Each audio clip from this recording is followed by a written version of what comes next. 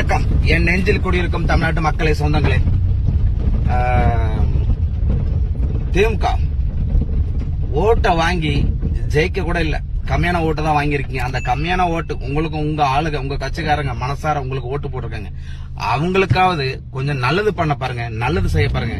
அவங்கள பத்தி பேசுறதோ, அவங்கள பத்தி நினைக்கிறதோ, அவங்கள பத்தி சிந்திக்கிறத விட்டுட்டு இந்த தேவையில்லாம சட்ட பேரவையில போய் இந்த சில்லறத்தனமா அங்கேயும் போய் இந்த திமுக காரங்க அரசியல் பேசுறதை விட்டுட்டு, மக்களுக்கு உண்டானதை நல்லதை பேசுறதை விட்டுட்டு சினிமா பத்தி பேசிக்கிட்டு இருக்காங்க. அது குறிப்பா நேத்து சட்டப்பேரவையில இந்த அட்லி, எப்படி இந்த அட்லி டைரக்டர் அட்லி இந்த பல படங்களை இருந்து கொஞ்சம் கொஞ்சமா எடுத்து ஒரு கதையை உருவாக்கி விஜய் அண்ணா கையில கொடுப்பாப்லையாமா, அதுல நடிச்சு பெரிய ஆளா ஆயிட்டாரு. இப்ப அதே மாதிரி அரசியலையும் பெரிய ஆளா ஆயிரலான்னு பாக்குறாப்ல அப்படின்னு சொல்லி, ஏய் நொன்னைங்களா உங்களை கஷ்டப்பட்டு ஓட்டு போட்டு உங்களை தேர்ந்தெடுத்து உங்களை சட்டசபைக்கு அனுப்புனது அங்க போய் வந்து சினிமா கதைகளை பேசுறதுக்கு இல்லடா நொன்னைங்களா. உங்களுக்கு சினிமா கதை தான் பேசணும் அப்படின்னா உங்க பதவிகளை ராஜினாமா பண்ணிட்டு வாங்கடா. ஏன் கூட விடிய உட்காந்து பேசுவோம் அரசியலை விட்டுட்டு சினிமா கதைகளை. நொன்னைங்களா, உங்களுக்கு திராணியா தெம்பு இருந்தா நீங்க ஒரு 10 படத்தை பார்த்துட்டு அதுல ஒரு கதையை உருவாக்குங்க பார்ப்போம். முடியாதுல்ல, உங்களால சாணியா கூட அள்ள முடியாது. எப்படி அறவே படிக்காத ஒண்ணும் தெரியாது தத்திக்கு தாண்டா திமுக உட்கார்ந்துக்கிறீங்க.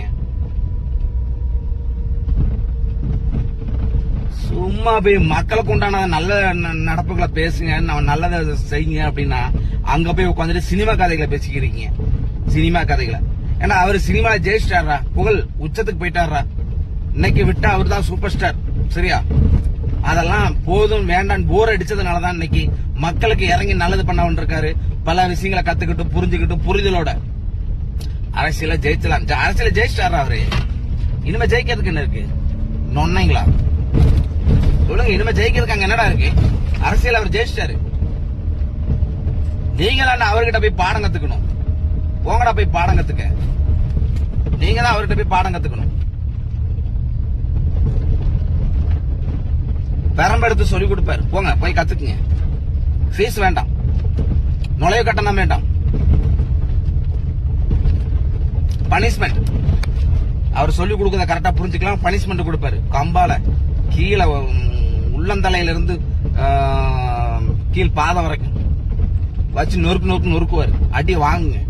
அப்படியே உங்களுக்கு புத்தி வருதான்னு பாப்போம்.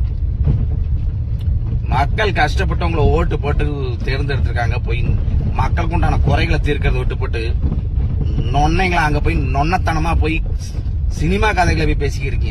ஏன் கொஞ்சம் சீரியல் கதைகளையும் பேசுங்களேன். வெட்டி ஒலி வருமா வராதா? நாதஸ்வரம் வருமா வராதா?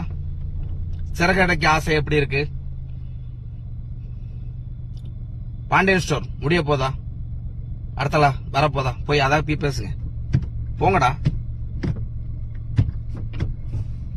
பாவண்டா மக்களுக்கு உங்களுக்கு ஓட்ட போட்டு தேர்ந்தெடுத்துட்டு இந்த நொன்னைங்க நமக்கு ஏதாவது பண்ணுவாங்க வைப்பாங்கன்னு சொல்லி இந்த திமுக ஒரே அத்து விடுறதை விட்டு போட்டு போய் அங்கிட்டு போய் நொன்னைங்களா அங்க போய் சினிமா கதைகளை போய் பேசிக்கிறீங்க. சினிமா கதைகளை. மக்களே, இனிமேலாவது திருந்துங்க. இந்த திமுகவுக்கு ஓட்டு போற விட்டுருங்க. ஓட்டு போட்டீங்கன்னா உங்களுக்கு நல்லதுகளை பண்ண மாட்டாங்க, உங்களுக்கு நல்ல விஷயங்களை பத்தி பேச மாட்டாங்க. அங்கேயும் போய் உட்காந்துக்கிட்டு சினிமா கதைகளை தான் பேசுவாங்க. கொஞ்ச நாள் சீட்டு கட்டு விளையாடுவாங்க, தாயக்கட்டை விளையாடுவாங்க, கோழி குண்டு விளையாடுவாங்க. பாத்துக்கிட்டே இருக்க போறீங்க. ஏன்னா இதுக்கு முன்னாடி சட்டப்பேரவையில் நடந்ததெல்லாம் வீடியோ வரல, இப்போ வந்துகிட்டு இருக்கு. அந்த அவங்க லட்சணம் என்னன்னு தெரிஞ்சுக்கிட்டு இருக்கு. பாத்துக்குங்க. இதுக்கப்புறமா நீங்க அவங்களுக்கு ஓட்டு போலாம்னு நினைக்கிறீங்க? ஓட்டு போட்டீங்கன்னா நீங்க தான் வீணா போவீங்க.